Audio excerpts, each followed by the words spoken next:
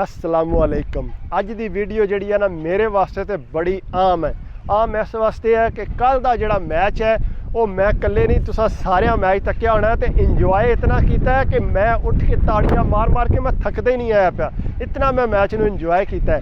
Match enjoy तो करना ही सी।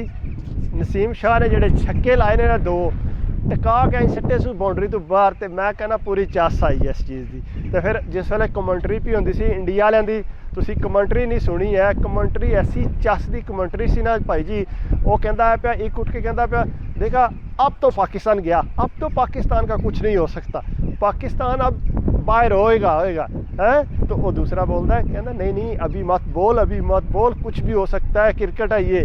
बोलता है अब क्या कर सकते हैं, आखिरी खिलाड़ी है। जिस उन्होंने छक्का मारा ना दूसरा मैंने बोला था पहले ही कि अभी मत बोल, अभी मत बोल। देख ना उसने लगा दिया ना छक्का तो क्या हो गया, एक छक्के से अभी भी कुछ नहीं हो सकता। जैसे दूसरा लाया ना फिर रामनगर। ये अफ़गानिस्तान की टीम जो है हमेशा प्रेशर में आ जाती है। इनके हाथ में मैच था, इन्होंने देखो दो बालें सीधी यॉर्कर डाल दी हैं।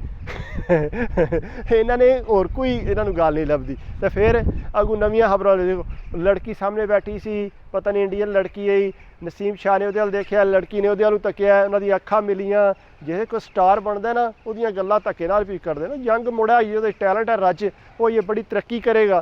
तो जेड़े अफगानिस्तान की टीम के खिलाड़ी ने जी ज्यादती की है साढ़े आसफ नाल, आसफ का दिल तो किया बल्ला मार दिया लेकिन उन्हें नहीं मारिया। क्यों नहीं मारिया, उन्हें आख्या ग्राउंड च जरूरी नहीं आया, लेकिन उन्होंने समझ आ गई उन्हें बल्ला समझो उन्होंने पै गया। लेकिन उन्होंने इंज नहीं करना चाहिए। असी अफगानिस्तानी हमेशा प्यार किया उन्होंने, साढ़े मुल्क च आए ने असी प्यार देने तो। लेकिन यह मतलब तो नहीं इंडिया वाला हिसाब करन साढ़े नाल। इंडिया दुश्मनी करता, इंडिया के खिलाड़ी तको केडे प्यार ना रेन साढ़े नाल।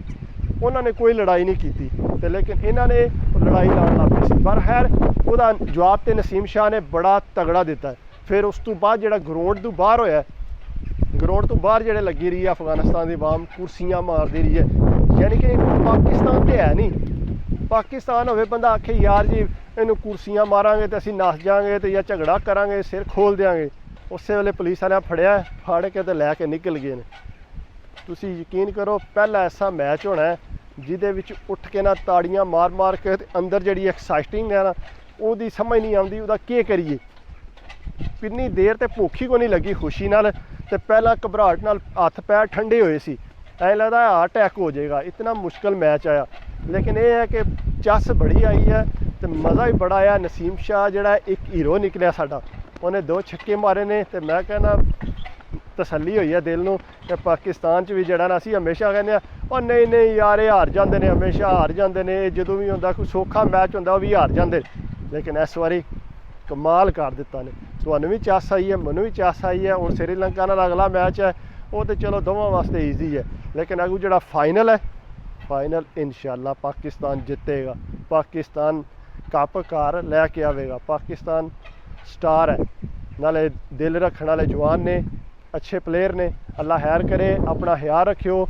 मज़ा आया तो इस वास्ते वीडियो तुहाडे नाल बनाई है क्योंकि मेरा दिल किया मैं वीडियो बना क्रिकेट ते। चस आई है।